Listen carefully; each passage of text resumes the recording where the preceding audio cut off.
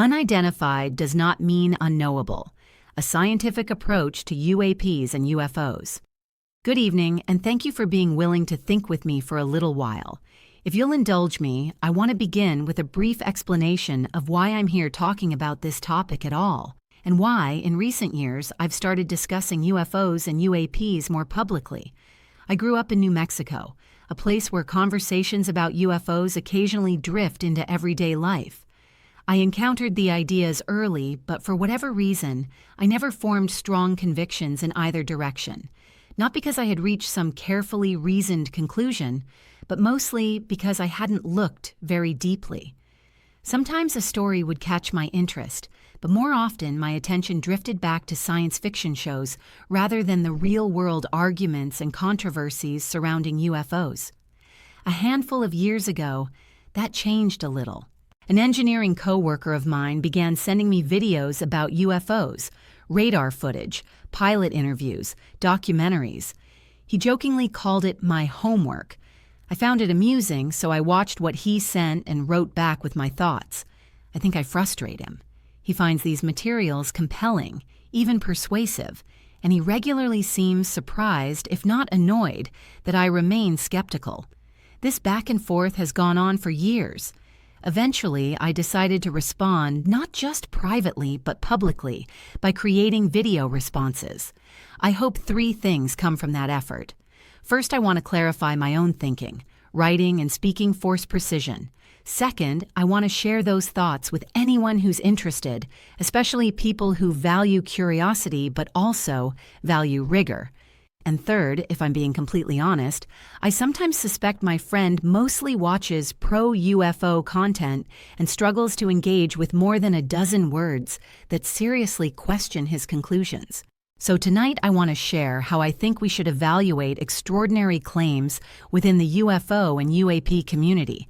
Let me be clear about something at the outset. I am not here to declare that there is no non-human intelligence interacting with humanity. I am not claiming it is impossible.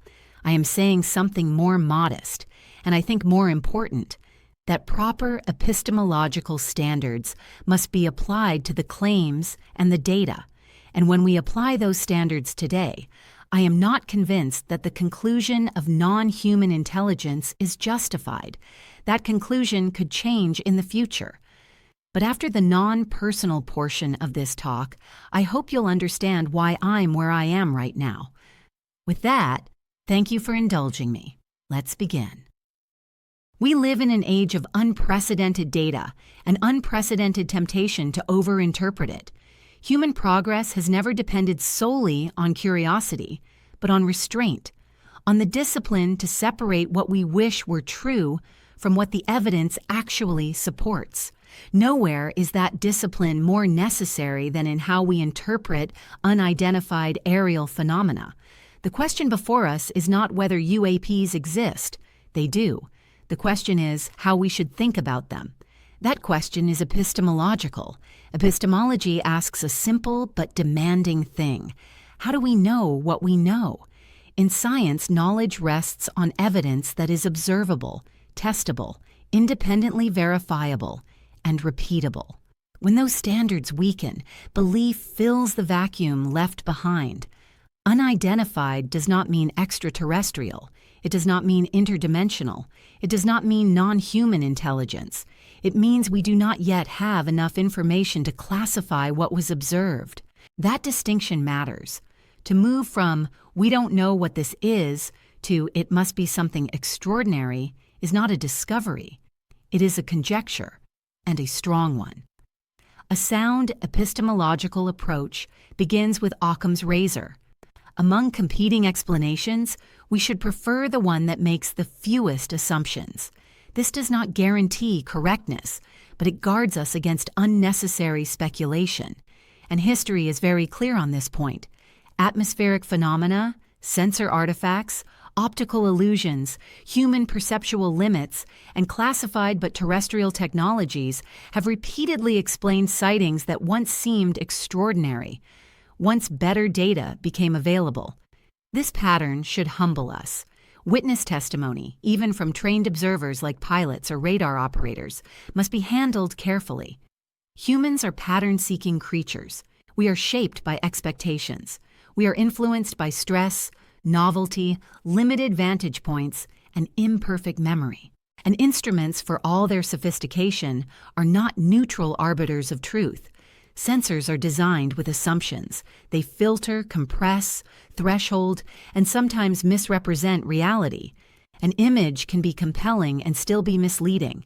A radar return can be real and still be misinterpreted. When partial radar data, infrared imagery, and eyewitness testimony are combined, they can create a powerful impression of corroboration. But consistency is not confirmation. If all the data sources share the same degraded conditions or flawed assumptions, the resulting picture may feel solid while still being wrong. There is another important distinction we must make: the difference between absence of explanation and evidence for a particular explanation. Unresolved cases do not automatically point to non-human intelligence. Uncertainty is not proof. Mystery is not evidence. Some argue that the most extreme and persistent UAP cases, especially when paired with whistleblower testimony, suggest that non-human intelligence may be the explanation that ties everything together. That idea cannot be ruled out in principle. It remains logically possible. But science does not operate on logical possibility alone. As Carl Sagan once said, quote, "Extraordinary claims require extraordinary evidence." End quote. That standard has not yet been met. What is missing is not courage, and not imagination, and not secret knowledge hidden behind a vast conspiracy. What is missing is high-quality, publicly available, multi-sensor data that can be independently tested. No verified physical materials, no biological samples, no unambiguous recordings with known calibration and provenance, no testable predictions that only a non-human hypothesis can explain. In Bayesian terms, extraordinary hypotheses carry a heavy prior burden. They require evidence strong enough not merely to intrigue us, but to overwhelm more mundane explanations. Accumulating weak signals does not compensate for the absence of decisive ones. Skepticism in this context is not denial, it is responsibility. Humanity has repeatedly mistaken the boundaries of its understanding for evidence of something beyond nature. Each time, better data narrowed the mystery without rewriting reality. That does not mean discovery is impossible. It means discovery must be earned. The proper stance toward UAP data is disciplined curiosity. Investigate relentlessly, improve instruments, demand transparency, encourage open analysis, but do not substitute wonder for evidence. Until we have clear, testable, and repeatable proof, extraordinary explanations remain unjustified, not because they are frightening or disruptive, but because they are unearned. The unknown deserves patience, not projection. Thank you for listening. And if you're interested in thinking about the unidentified, especially from a scientific perspective, I invite you to subscribe and continue the conversation. Unidentified does not mean unknowable, a scientific approach to UFOs and UAPs.